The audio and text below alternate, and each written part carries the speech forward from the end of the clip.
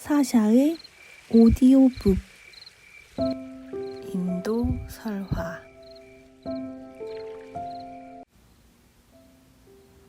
영리한 상인. 옛날 어느 마을에 지혜롭기로 이름난 상인이 살고 있었습니다. 어찌나 현명하던지 마을 사람들뿐 아니라 왕도 종종 상인을 찾아가 조언을 부탁할 정도였습니다. 어느 날 상인이 사업차 여행을 갔다가 일을 잘 마무리하고 밤늦게 집으로 돌아가는 길이었습니다.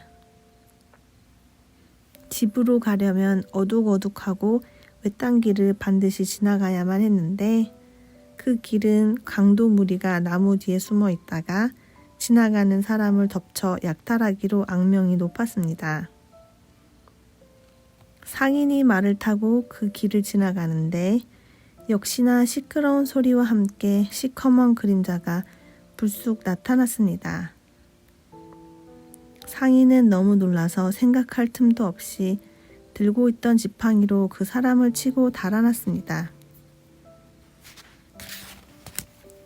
몇 분 후 마음이 진정되자 상인은 아까 들은 소리가 강도 무리가 아니라 술 취한 남자가 고래고래 고함을 지르며 엉망진창으로 노래를 부르는 소리 없음을 깨달았습니다. 그래서 상인은 남자가 어떻게 됐나 보려고 왔던 길을 돌아갔습니다. 그런데 상인이 돌아가서 확인해 보니 불행하게도 그 남자는 왕의 하나뿐인 아들이었습니다. 왕자는 상인의 지팡이에 맞아 숨져 있었습니다. 상인은 왕자를 죽인 죄로 참수형을 당할까봐 덜컥 겁이 났습니다. 비록 왕자가 술을 진탕 마시고 사고를 치고 다니는 동에 왕이 골머리를 앓고 있기는 했지만 어쨌든 왕의 아들이니까요. 상인은 고민 끝에 한 가지 꾀를 냈습니다. 그는 왕자의 시체를 말에 싣고 마을로 달려갔습니다. 늦은 시간이라 길에는 사람의 그림자 하나 보이지 않았습니다. 상인은 왕자가 자주 들르는 술집으로 가서 문 앞에 왕자의 시체를 털썩 내려놓고는 도망을 갔습니다. 잠시 후 술집 주인이 상인의 집으로 찾아와 문을 두드리며 소리쳤습니다. 무슨 일로 한밤중에 이 소란이요? 상인이 묻자 술집 주인은 간곡하게 도움을 청했습니다. 친구, 우리 집 문 앞에 왕자의 시체가 버려져 있지 뭔가. 왕은 틀림없이 내가 죽였다고 생각할 걸세. 술집 주인은 최대한 불쌍한 목소리로 말하면서 큰 돈을 줄 테니 자기를 좀 도와달라고 했습니다. 상인은 상황이 돌아가는 꼴이 슬슬 재밌어지기 시작했습니다.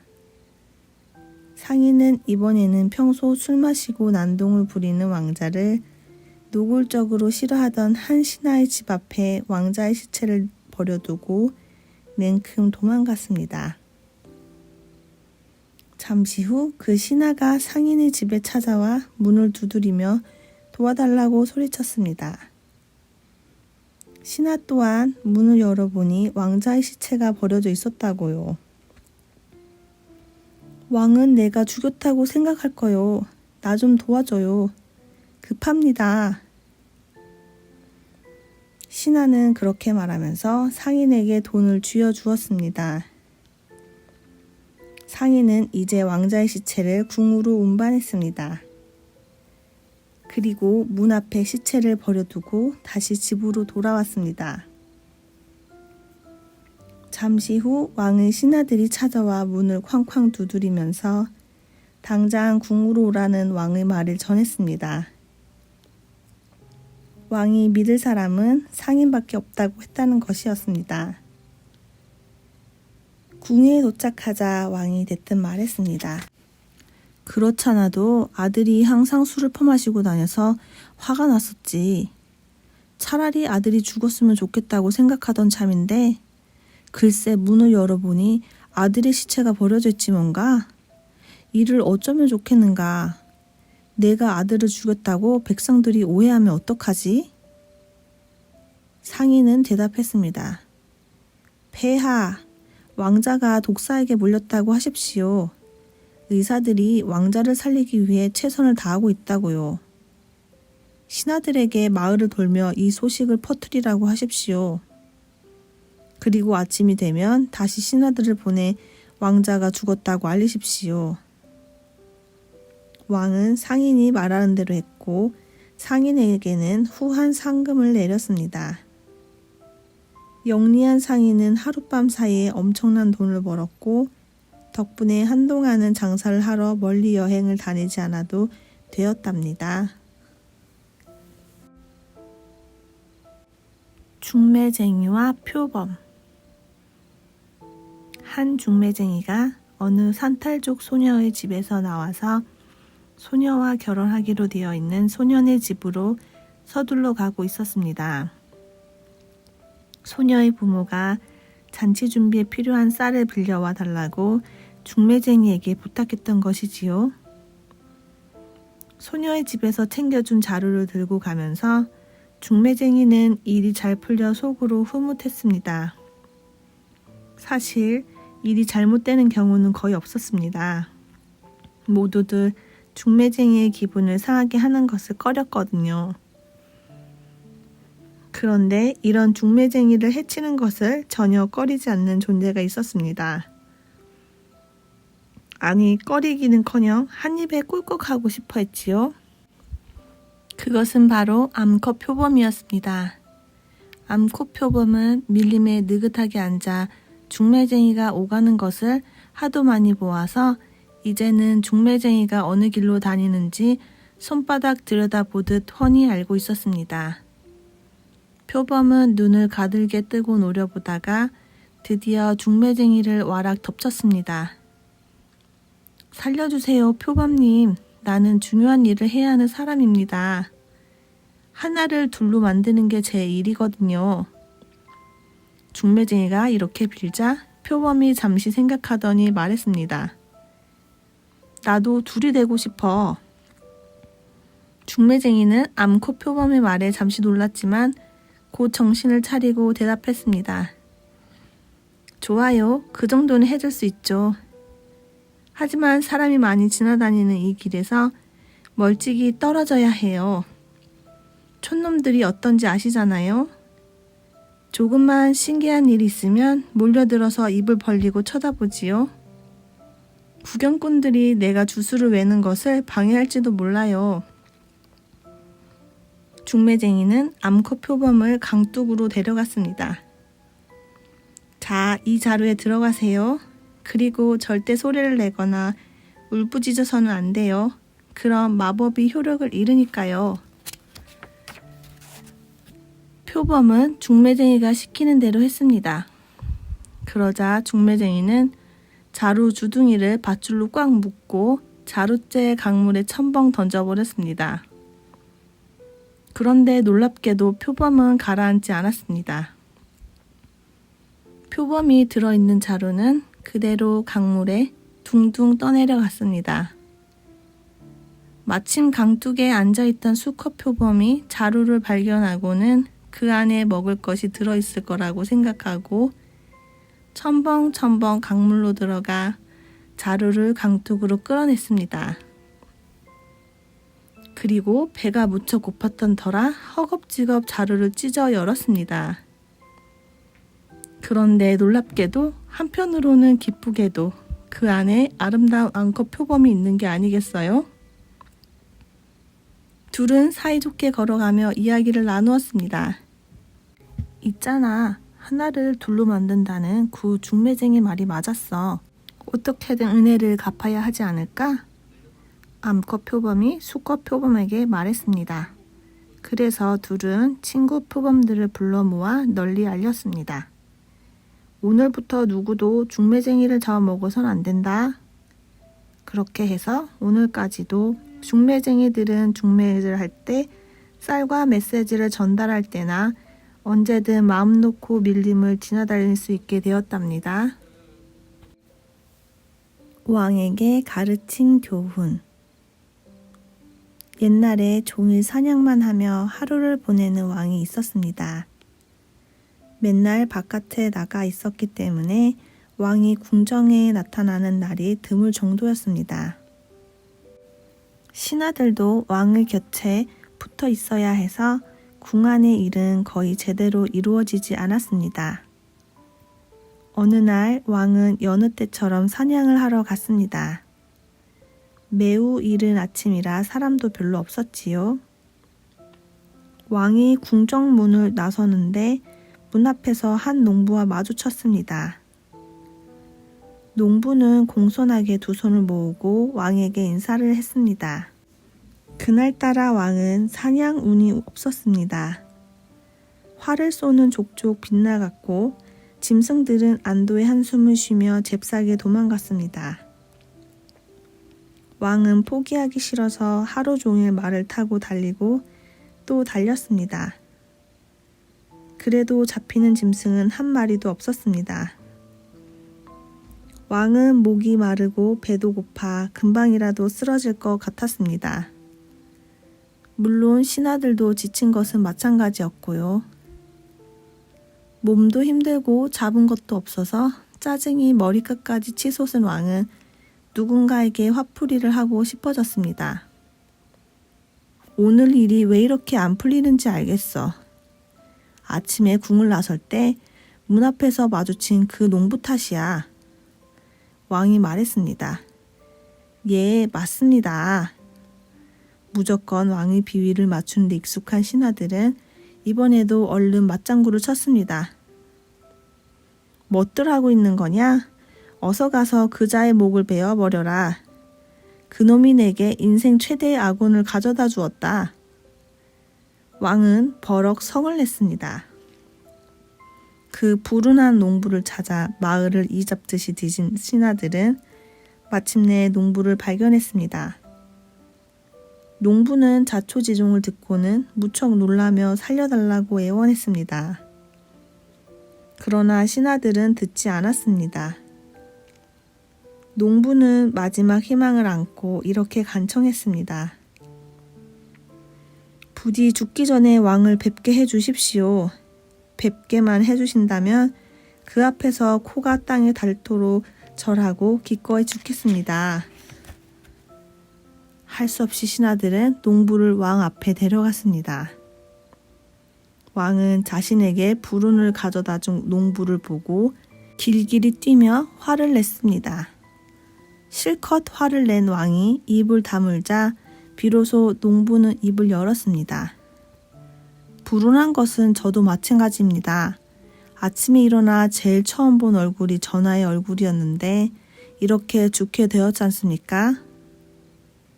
왕은 농부가 하려는 말이 무엇인지를 깨닫고 부끄러움에 얼굴이 벌겋게 달아올랐습니다.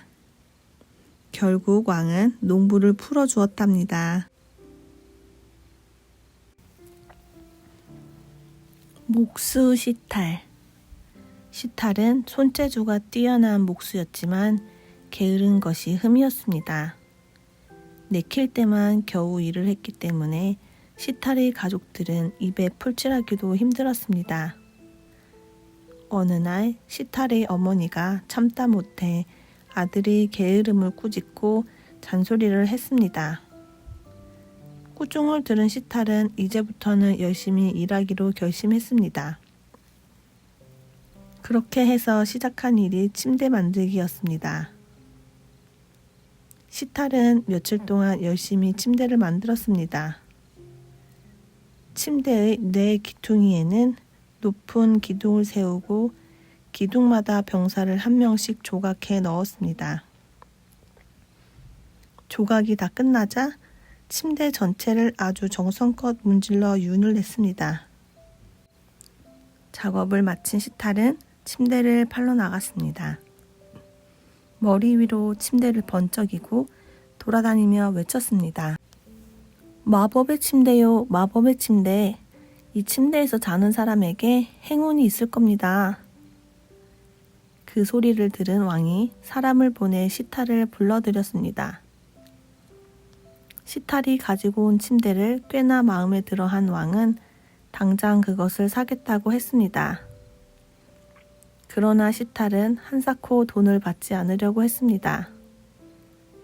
왕이 자신의 작품을 마음에 들어 한 것만으로도 몹시 기뻤던 것이지요. 왕이라면 금이나 은으로 만든 침대에서 자야 마땅한데 내가 만든 나무 침대에서 주무시고 싶다고 하니 이 얼마나 큰 영광인가? 시탈은 집에 돌아와 그날 있었던 일을 자랑스럽게 어머니에게 전했습니다. 그런데 어머니는 바보같이 굴었다며 아들을 또 나무라는 것이었습니다. 그렇게 힘들여 만든 것을 거저줘 버리면 어떻게 돈을 버니? 왕은 그깟 침대값을 지불해도 굶어 죽지 않아. 그날 밤 왕은 새로 들인 침대에 누웠습니다. 그런데 아무리 잠을 청해도 이런저런 근심거리 때문에 좀처럼 잠이 오지 않았습니다. 자꾸만 왕국의 수도에 쳐들어와 자신을 죽이려 하는 마귀와 궁 어딘가에 숨어 살면서 신하들을 물고 다니는 독사 때문이었습니다.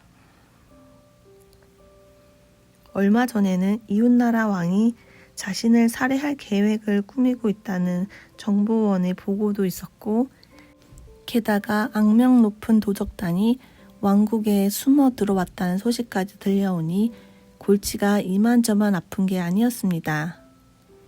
몇 시간 동안 고민하던 왕은 마침내 지쳐 잠들었습니다. 왕이 스르르 잠든 순간 침대 기둥에 조각된 병사 하나가 살아나 방에서 저벅저벅 걸어 나가더니 그대로 궁 밖으로 나갔습니다. 병사는 요 근래 왕국을 쑥대밭으로 만들고 있는 마귀와 길에서 마주쳤습니다.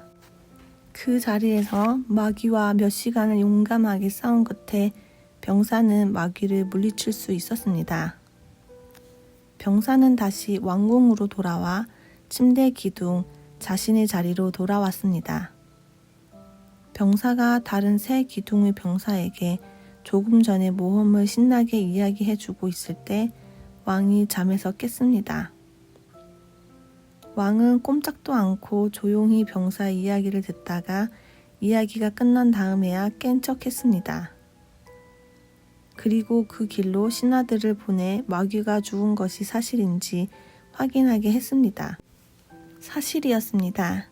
왕은 뛸 듯이 기뻐하며 시탈에게 금화 한 자루를 보냈습니다. 다음 날 밤 왕이 잠들자마자 두 번째 병사가 살아났습니다.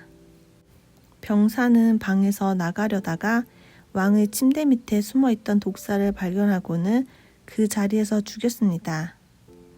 다음 날 아침에 깨어난 왕은 침대 밑에서 죽은 뱀을 발견하고는 어떻게 된 일인지 짐작하고 또 시탈에게 금화 한 자루를 보냈습니다. 셋째 날 밤에는 세 번째 병사가 살아나 마을을 구경하러 나갔습니다. 병사는 나가던 도중에 마침 왕의 금고를 약탈하려는 도적대와 마주쳤습니다. 도적들은 열심히 자루를 채우느라 뒤에 병사가 와 있는 것을 눈치채지 못했습니다. 병사는 도적들을 한 사람씩 차례로 처치하고는 왕궁으로 돌아와 나머지 셋에게 방금 있었던 일을 이야기해 주었습니다. 이번에도 왕은 자는 척하면서 이야기를 엿들었습니다. 그리고 기뻐하며 또 한 번 시탈에게 금화 한 자루를 보냈습니다. 넷째 날 네 번째 병사는 이웃나라 왕이 보낸 암살자와 마주쳤습니다. 암살자는 잠든 왕을 살해하려고 창문으로 기어 들어오는 중이었지요. 병사는 암살자를 처치하고 다른 셋에게 자랑했습니다. 역시나 자는 척하며 깨어있던 왕도 이야기를 처음부터 끝까지 다 들었습니다. 이제 왕은 걱정할 것이 없었습니다. 그동안의 골칫거리들이 다 해결되었으니까요. 왕은 침대를 만들어준 목수 시타를 궁으로 불러들여 자신의 목숨과 재산 그리고 왕국을 구해준 보상으로 그를 신하로 임명했습니다. 그러자 시탈의 어머니도 아들에게 더 이상 잔소리를 하지 않게 되었답니다. 원숭이와 악어. 원숭이와 악어는 한때 사이좋은 친구였습니다. 원숭이는 강가에 있는 커다란 망고 나무의 가지를 오르내리며 악어에게 망고를 던져줬지요. 그러면 악어는 그 망고를 집으로 가져가 아내에게 주었습니다. 원숭이와 악어는 친구들과 숲속 동물들에 대해 수다를 떨며 많은 시간을 보냈고 만나기만 하면 최근 소식들을 주고받았습니다. 악어의 아내는 원숭이가 보내주는 망고를 맛있게 먹었습니다. 그런데도 고마워하기는커녕 원숭이를 죽일 방법을 고민하기 시작했습니다. 원숭이 녀석이 매일 망고를 먹었다면 고놈의 살은 아주 달콤할 거야. 이렇게 생각한 것이지요. 어느 날 악어가 집에 돌아오자 악어의 아내는 갑자기 신음하며 대굴대굴 구르기 시작했습니다. 왜 그래 여보? 악어가 놀라서 물었습니다. 나 죽으려나 봐. 아내는 이렇게 대답하며 더 아픈 척 신음했습니다. 악어는 눈물을 흘리며 어떻게 하면 좋을지 물었습니다. 그랬더니 악어의 아내는 더욱 고통에 찬 신음을 하며 이렇게 말했습니다. 꿈을 꿨는데 원숭이의 심장을 먹으라는 이야기를 들었어. 나을 수 있는 방법은 그것뿐인 것 같아. 원숭이의 심장이라고? 그걸 어디서 구하라고? 악어가 외쳤습니다. 당신에게는 원숭이 친구가 있잖아? 나를 사랑한다면, 정말로 나를 구하고 싶다면 그 원숭이의 심장을 가져와. 그러면서 악어의 아내는 더 큰 소리로 신음했습니다. 남편이 몹시 절망스러운 표정을 짓자 악어의 아내가 말했습니다. 나한테 맡겨. 그 원숭이 친구를 저녁에 초대하는 거야. 그 친구가 오면 내가 당장 죽여서 심장을 꺼내 먹을게. 그럼 회복될 거야. 악어는 아내가 화를 낼까 두려워서 시키는 대로 했습니다. 원숭이는 뜻밖의 초대에 조금 놀랐지만 기쁘게 받아들였습니다. 대신에 자기는 헤엄칠 줄 모르니 악어가 자기를 등에 태우고 가야 한다는 조건을 달았습니다. 그렇게 해서 둘은 악어의 집으로 출발했습니다. 신나게 떠들던 원숭이는 악어가 평소와 달리 말이 없는 것을 눈치챘습니다. 무슨 문제라도 있나, 친구? 오늘따라 우울해 보이는데. 원숭이가 물었습니다. 처음부터 아내의 계획이 마음에 들지 않았던 악어는 친구에게 아내의 계획을 다 털어놓았습니다.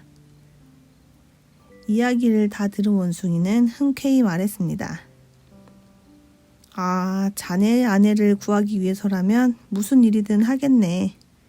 내 심장도 기꺼이 내주겠어. 근데 한 가지 문제가 있네.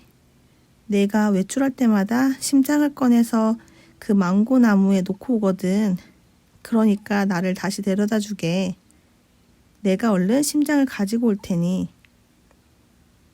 물가에 닿자마자 원숭이는 악어 등에서 폴짝 뛰어내리더니 재빨리 망고 나무 위로 쪼르르 올라가 작별 인사를 했습니다.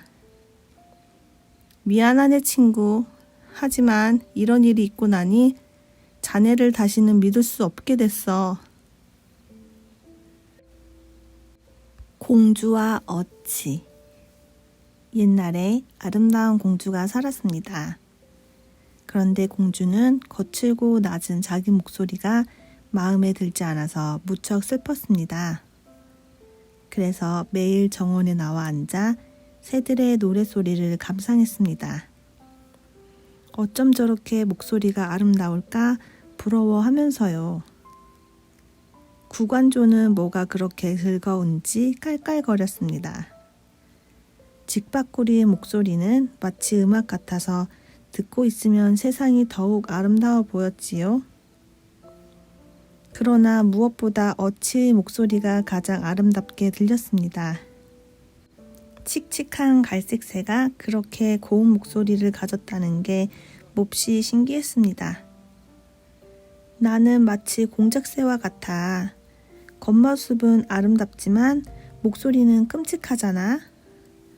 공주는 한숨 섞인 목소리로 중얼거렸습니다. 어느 날 공주는 평소보다 더 슬픈 표정을 짓고 있었습니다.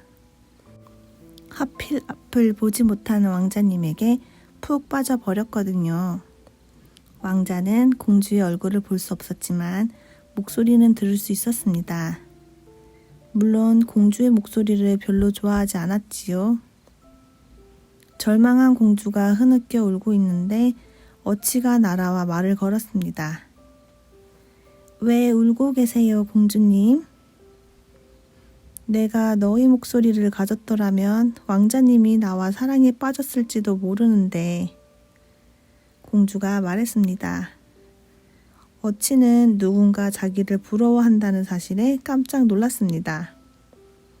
어치가 생각하기에 자기 목소리는 그리 대단하지 않았거든요. 공주님, 제 목소리를 들을 테니 그렇게 슬프게 울지 마세요. 어치는 공주에게 밤의 연못으로 가서 연꽃 한 송이를 딴 뒤에 마법의 힘을 발휘하는 주문을 외우라고 했습니다. 공주는 뛸 듯이 기뻤습니다. 그날 밤 공주는 밝은 파란색 실크 쇼를 두르고 연못으로 가서 연꽃을 하나 딴 다음 주문을 외웠습니다. 그러자 갑자기 저절로 노래가 튀어나오더니 공주의 목소리가 어치의 목소리처럼 예쁘게 변했습니다. 잘 됐군요. 정말 잘 됐어요. 나뭇가지에 앉아 공주를 지켜보고 있던 어치가 쉰 목소리로 말했습니다. 어치는 연못가로 날아와 공주 옆에 앉았습니다. 공주는 어치에게 고맙다고 거듭 인사했습니다. 정말 행복해. 얼마나 행복한지 몰라. 그런데 공주는 어치가 추워서 벌벌 떨고 있는 것을 알아챘습니다. 그래서 얼른 파란색 실크쇼를 벗어서 어치에게 덮어주었습니다. 이걸 덮어. 어치를 가만히 들여다보던 공주가 갑자기 말했습니다. 파란색이 잘 어울리는구나. 네가 계속 이런 빛깔이라면 좋겠어. 공주는 그 자리에서 마법의 주문을 외웠고 어치는 서서히 파란색으로 변했습니다. 어치가 날개를 펼 때마다 날개에 햇빛이 닿아 아름답게 반짝거렸습니다. 어치는 더는 칙칙한 갈색이 아니라 아름다운 파란색 옷을 입게 되어 몹시 기뻤습니다. 예쁜 목소리를 잃었어도 괜찮을 만큼요. 물론 왕자는 공주에게 반했고 두 사람은 결혼해서 행복하게 오래오래 살았답니다.